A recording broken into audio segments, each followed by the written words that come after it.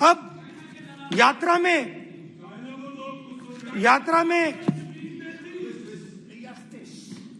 में मुझसे 2-3 और सवाल पूछे गए। यात्रा में लोगों ने मुझसे पूछा, राहुल जी, ये जो LIC कंपनी है, इसका पैसा अदानी जी की मदद करने के लिए क्यों डाला जा रहा है? क्यों? उन्होंने यह भी पूछा कि अदानी जी के जो शेयर्स हैं बड़े वोलेटाइल हैं, उसमें LIC का पैसा क्यों डाला जा रहा है? तो मेरा कहना है कि अदानी जी की मदद प्रधानमंत्री जी और हिंदुस्तान की सरकार कैसे करती है? हजारों करोड़ रुपए हिंदुस्तान के पब्लिक सेक्टर बैंक्स अदानी जी को मिलता है।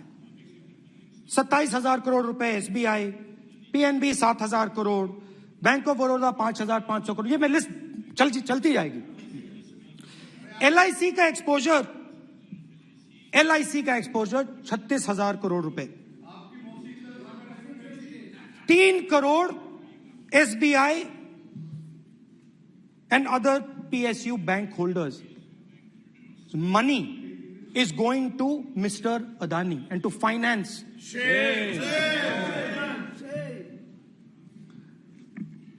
Now, of course, there is another question. तो मदद कैसे हो रही है? हिंदुस्तान के पब्लिक सेक्टर बैंक्स का पैसा, LIC का पैसा नरेंद्र मोदी जी, अदानी जी को दिया जा रहा है। अगर कोई सामने खड़ा हो जाता है, जैसे जीवी के लोग खड़े हुए, ED, CBI एजेंसीज आ जाती है, उनको परे कर देती हैं। तेलंगाना में भी एक पोर्ट का उदाहरण था, आंध्रा, सॉरी। मगर मेन सवाल और सबसे इंटरेस्टिंग सवाल दूसरा है। कुछ दिन पहले ये हिंडनबर्ग रिपोर्ट आई, उसमें लिखा था कि अदानी जी की हिंदुस्तान के बाहर शेल कंपनीज हैं। ये जो शेल कंपनीज हैं, सबसे पहला सवाल है, ये हैं किसकी? ये किसकी है मॉरिशस में जो शेल कंपनीज हैं? और ये जो हजारों करोड़ रुपया ये शेल कंपनीज हिंदुस्तान में भेज रही हैं, ये किसका पैसा है? और क्या ये काम अदानी जी फ्री में कर रहे हैं? अब मैं ये सवाल क्यों पूछ रहा हूं? क्योंकि अदानी जी स्ट्रेटेजिक बिजनेसेस में काम करते हैं। अदानी जी हिंदुस्तान के पोर्ट्स को डोमिनेट करते हैं। अदानी जी हिंदुस्तान के एयरपोर्ट्स को डोमिनेट करते हैं। और जैसे मैंने कहा, अदानी जी हिंदुस्तान की डिफेंस इंडस्ट्री में बहुत जरूरी रोल प्ले करते हैं। तो मेरा पहला एक छोटा सा सवाल है कि जो शेल कंपनीज हैं, इनके बारे में हिंदुस्तान की सरकार ने कोई सवाल नहीं उठाया कि ये कौन लोग हैं, ये किनकी कंपनीज हैं? ये स्ट्रेटेजिक मामला है, पोर्ट्स का मामला है, एयरपोर्ट्स का मामला है, डिफेंस का मामला है, और जो कंपनी इन स्ट्रेटेजिक एरियाज में काम कर रही है उनके बारे में आपको मालूम ही नहीं। ये नेशनल सिक्योरिटी का मुद्दा है, आपको मालूम ही नहीं कि ये शेल कंपनीज किसकी हैं, कितना पैसा आ रहा है, किसका पैसा आ रहा है। तो एक बहुत बड़ा सवाल है, ये पैसा किसका है, ये शेल कंपनीज किसकी हैं, और ये हिंदुस्तान की सरकार की जिम्मेदारी है ये पता लगाना ये किसकी शेल कंपनीज हैं और ये किसका पैसा अंदर आ रहा है। JPC, we want JPC.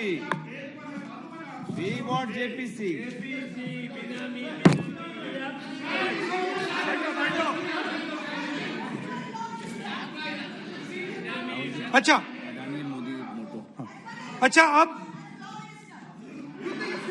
अब चलिए छोटा सा बजट के बारे में बता देता हूं।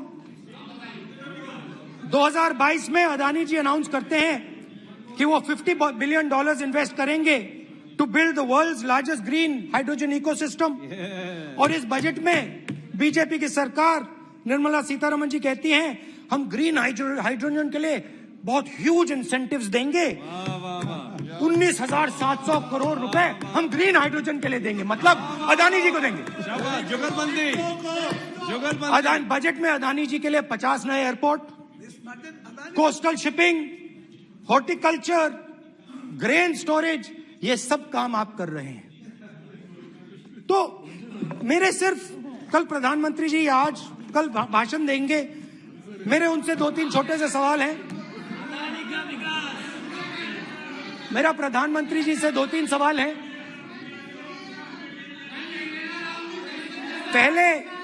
पहले अदानी जी के हवाई जहाज में मोदी जी जाते थे, अब मोदी जी के हवाई जहाज में अदानी जी जाते हैं। पहले लोकल मामला था, फिर नेशनल मामला हो गया, उसके बाद इंटरनेशनल मामला हो गया। अदानी जी के लिए बोरिस जॉनसन का बेटा काम करता है, आपको पता नहीं मालूम है या नहीं मालूम? भाई सॉरी, नहीं बेटा भी, भाई काम करता है। तो ये मामला पहले गुजरात का मामला था, फिर ये हिंदुस्तान का मामला हुआ, अब ये इंटरनेशनल मामला हो गया है। तो मेरा सवाल प्रधानमंत्री जी से, और सिंपल सवाल है, प्रधानमंत्री जी आपकी फॉरेन ट्रिप्स पे अदानी जी और आप कितनी बार एक साथ गए? Adani ji, how many times did you travel together with Adani ji? How many times did Adani ji join you later on a visit? How many times did Adani ji travel to a country immediately after you did? Good question. And in how many of these countries after you visited did Adani ji get a contract? Good question. Also an important question, जरूरी सवाल, अदानी जी ने BJP को पिछले 20 साल में कितने पैसे दिए हैं?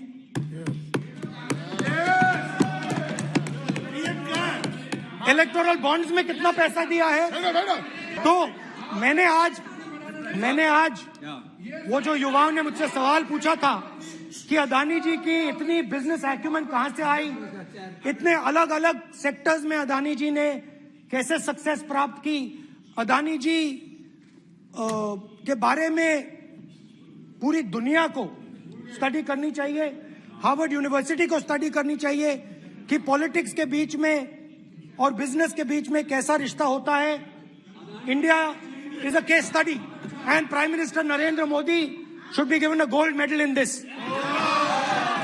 नाउ बहुत अच्छी तरह बीजेपी के जो पिछले स्पीकर थे उन्होंने मेरे भाषण को इंकैप्सुलेट किया मेरे लिए बहुत अच्छी तरह। आपने जो मैं सोच रहा था आपने उससे और भी अच्छी तरीके से बोल दिया।